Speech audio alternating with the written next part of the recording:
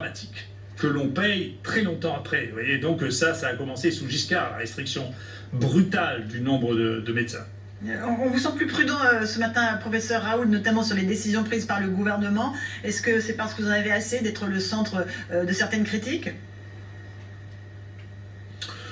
Oh, écoutez, non, je pense que il va falloir tenir, c'est-à-dire que on est vraisemblablement, scientifiquement, ce que je crois, ce que croient plusieurs personnes qui travaillent sur ce groupe de virus, c'est que ce virus va probablement être comme les rhinovirus, c'est-à-dire va faire des remaniements entre virus. Je pense que les variants que nous avons sont issus de variants entre virus.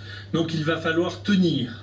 La question, si c'est juste un épisode, ce qu'on pouvait espérer, c'est une chose. Là, si on a des virus qui se recombinent, c'est comme ça qu'on appelle ça, eh bien, et en partie peut-être même qu'ils se recombinent avec les virus les plus fréquents respiratoires qui sont les rhinovirus, il va falloir apprendre à vivre avec ça, et il va falloir apprendre à aménager nos réponses médicales à ça. Après, à côté de ça, sur la mortalité, je pense qu'il faut continuer à être raisonnable. Nous, les gens qu'on voit mourir, c'est des gens qui ont des espérances de vie qui sont extrêmement faibles. C'est des gens qui ont plus de 80 ans, voire plus de 90 ans. C'est des gens qui ont des polypathologies extrêmement sévères.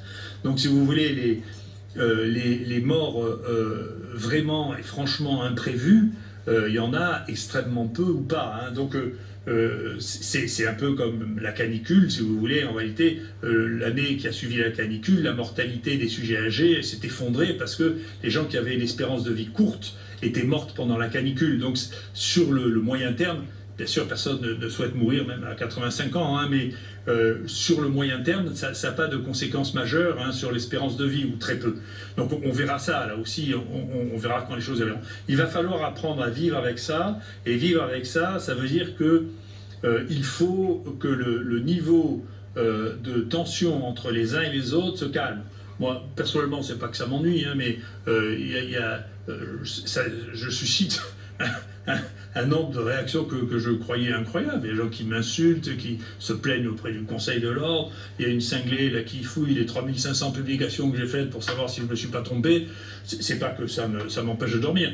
Mais globalement, ça veut dire que là, il se déchaîne dans ces conditions.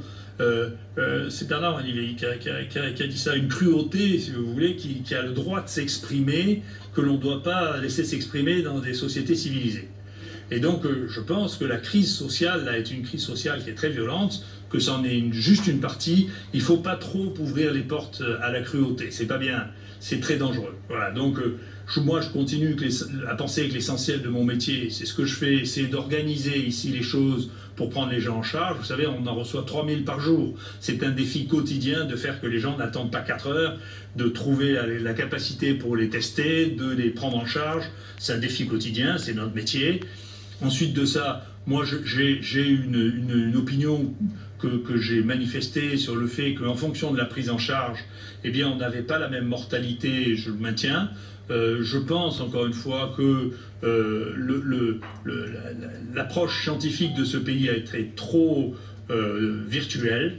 Je pense que nous devrions avoir, vous savez, rien qu'à Houston, il y a plus de génomes maintenant que dans toute la France réunie. Il n'y a que nous qui faisons des génomes en série. On a fait 1 millier, et les autres n'en font pas. Je pense que l'approche scientifique dans ce pays et la distribution des données scientifiques est en retard.